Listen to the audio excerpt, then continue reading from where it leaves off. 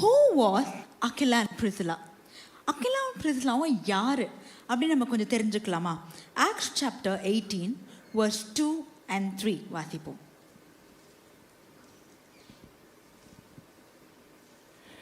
யூதர் எல்லோரும் ரோமாபுரியை விட்டு போகும்படி கிளவுதிரியாயன் கட்டளையிட்டபடியினாலே இத்தாலியாவிலிருந்து புதிதாய் வந்திருந்த பொந்து தேசத்தானாகிய ஆக்கிலா என்னும் நாமமுள்ள ஒரு யூதனையும் அவன் மனைவியாகிய பிரிஸ்கில்லாவையும் அங்கே கண்டு அவர்களிடத்திற்கு போனான். அவர்கள் கூடாரம் பண்ணுகிற தொழிலாளிகளாய் இருந்தார்கள். தானும் அந்த தொழில் செய்கிறவனானபடியினாலே அவர்களிடத்தில் தங்கி வேலை செய்து கொண்டு வந்தான். If you look at here, கொஞ்சம் சில observations நம்மளால பண்ண முடியும். முதல்ல என்னன்னா, Aquila and Priscilla were Jewish believers. அவங்க யூதர்களா இருந்தாங்க. அண்ட் இந்த வசனம் சொல்றது போல they were expelled from Rome. ரோம்லேருந்து வெளியேற்றப்பட்டாங்க. கிளாடியஸ் அப்படின்ற ரோமன் எம்பரரால they were sent out of Rome. So கிட்டத்தட்ட ஒரு ரெஃப்யூஜி ஸ்டேட்டஸ் மாதிரி. And on the other hand வசனம் சொல்லுது they were டென்ட் மேக்கர்ஸ், கூடாரம் செய்கிறவர்களாக இருந்தாங்க. அண்ட் இன்னைக்கு விமென்ஸ் டேனால நம்ம பர்டிகுலராக பிரிசிலா பற்றி பார்க்க போகிறோம். ஏன் பிரிசிலா இவ்வளோ இம்பார்ட்டன்ஸ் இருக்குன்னு பார்த்தீங்கன்னா, நியூ டெஸ்டிமெண்ட்டில் அகிலாவும் பிரிசிலாவும் 6 times மென்ஷன் ஆகப்பட்டிருக்காங்க பைபிளில். அந்த 6 timesல 4 times 4 வாட்டி பிரிசிலாவோட பேர் ஃபர்ஸ்ட் வருது. அதாவது Priscilla and Aquila, Priscilla and அகிலான்னு 4 times மென்ஷன் ஆகப்பட்டிருக்கு. why is this so important? ஏன் இது ரொம்ப முக்கியம்னு பார்த்தீங்கன்னா, அந்த காலத்தில் பிப்ளிக்கல் டைம்ஸ் ஆர் ஏன்ஷியன்ட் பீரியடில் ஜூவிஷ் ரைட்டிங்ஸ், ரோமன் ரைட்டிங்ஸில் எப்போவுமே ஃபஸ்ட்டு ஒரு ஆணோட பேர் தான் ஃபஸ்ட்டு வரும். a man's name will come first and then the women's name will come. அதுக்கப்புறம் தான் மனைவிகளோட பேரோ பெண்ணோட பேரோ வரும். ஆனால் இங்கே பிரிசிலாவோட பேர் ஃபஸ்ட்டு வருது.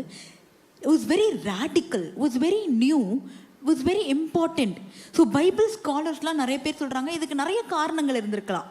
ஒருவேளை பிரிசிலா ஒரு ஸ்ட்ராங் ஸ்பிரிச்சுவல் மெச்சூரிட்டி இருந்திருக்கலாம், இல்லை அவங்களோட டீச்சிங் ரோல் கொஞ்சம் இம்பார்ட்டண்ட்டாக ப்ராமினெண்ட்டாக இருந்திருக்கலாம், இல்லை அவங்களோட மினிஸ்ட்ரி நிறைய பேருக்கு இன்னும் விசிபிளாக இருந்திருக்கலாம். இப்படி பல காரணங்கள் இருக்குது.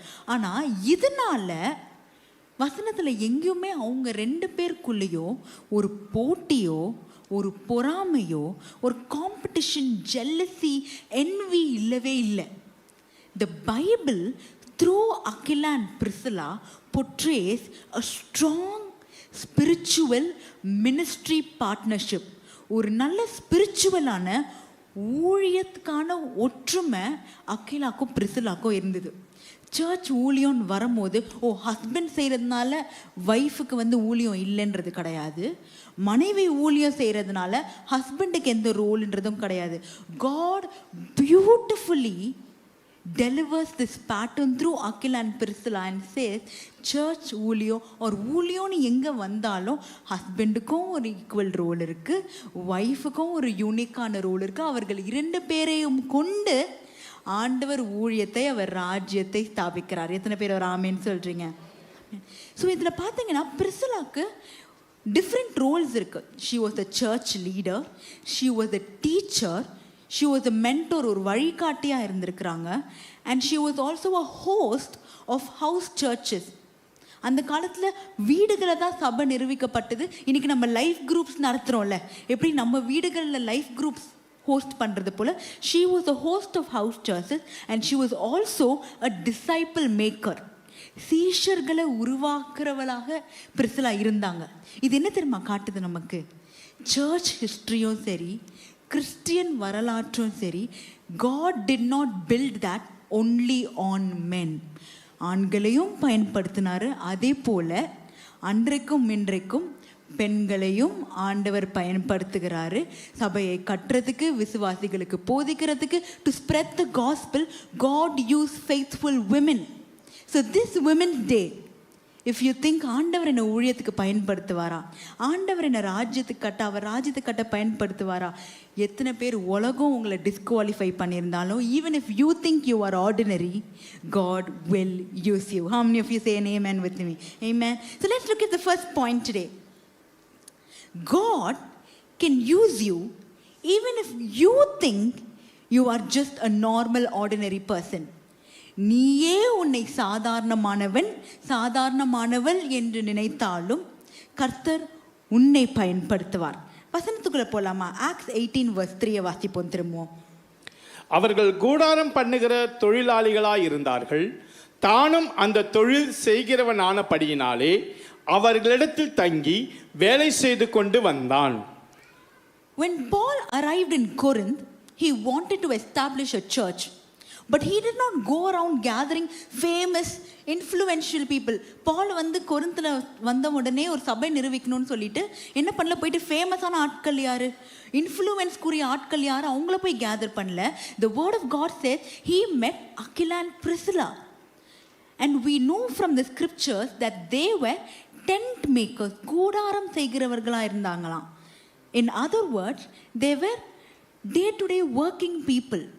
அன்றைக்கான வேலையை செய்கிற ஆட்கள், ஒர்க்கிங் ப்ரொஃபஷனல், பிஸ்னஸ் பீப்புள்.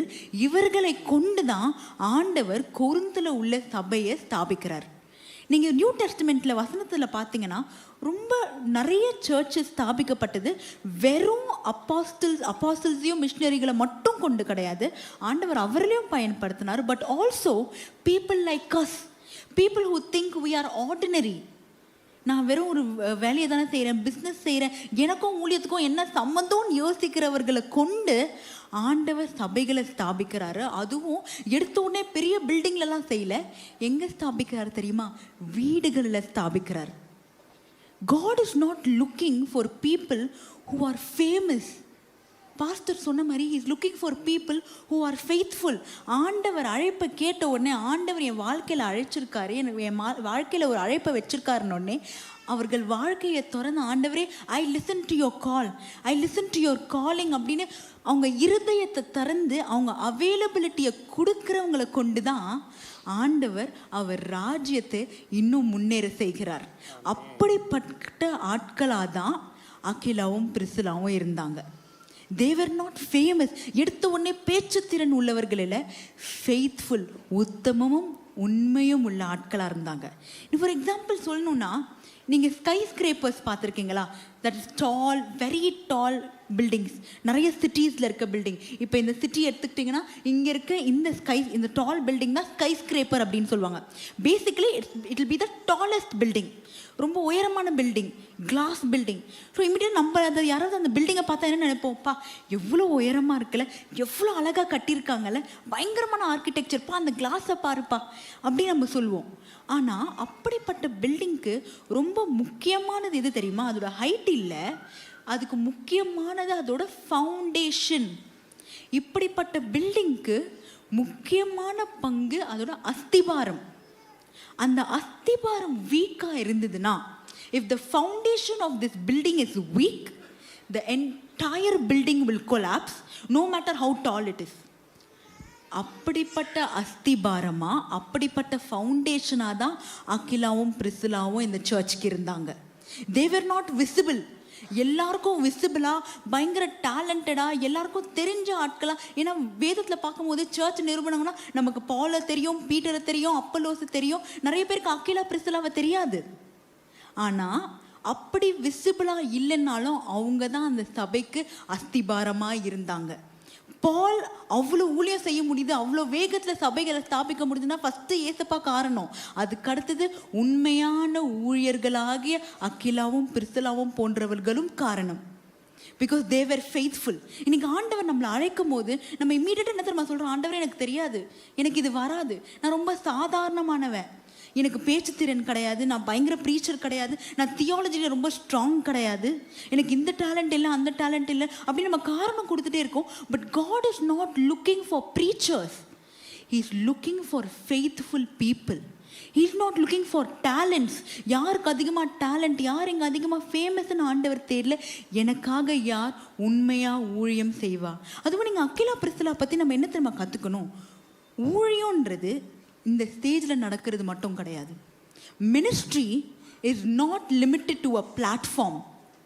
ஊழியன்றது உங்கள் வேலை ஸ்தலத்தில், உங்கள் படிக்கிற இடத்துல, உங்கள் வீடுகளில், அதுதான் ஊழியம். இன்ஃபேக்ட் அதுதான் நமக்கு கொடுக்கப்பட்ட மிக முக்கியமான ஊழியம். Even when you talk to somebody உங்களுக்கு என்கரேஜ் பண்ண வரலாம், உங்களுக்கு மற்றவங்கள்ட்ட நல்லா பேச வரலாம், மற்றவங்களுக்காக நல்லா ஜெபிக்க வரலாம், மற்றவங்களை நல்லா கம்ஃபர்ட் பண்ண வரலாம். அது எல்லாமே ஊழியம்தான். ஆண்டவர் உங்களை எந்தெந்த இடத்துல வச்சிருக்காரோ, wherever he has planted you, அங்கே நம்ம ஃபெய்த்ஃபுல்லாக இருக்கிறது தான் நம்மளோட ஊழியம். அப்படிப்பட்ட ஆட்களை தான் ஆண்டவர் தேடுகிறார். இன்னைக்கு நம்ம சாதாரணமானவர்களாக நினைக்கலாங்க, ஆனால் இந்த சாதாரணமானவர்கள் கர்த்தர் கரங்களில் அசாதாரணமான காரியங்கள் செய்யக்கூடியவர்களாக ஆண்டவர் மாற்றுவார். Even if you think you are ordinary, God will use you and me to do extraordinary things for him. Because perfect people தான் ஆண்டவர் யூஸ் பண்ணுவார்னா இன்னைக்கு நீங்களும் நானும் இருக்கவே முடியாது. Because God is looking for faithful people, not famous people.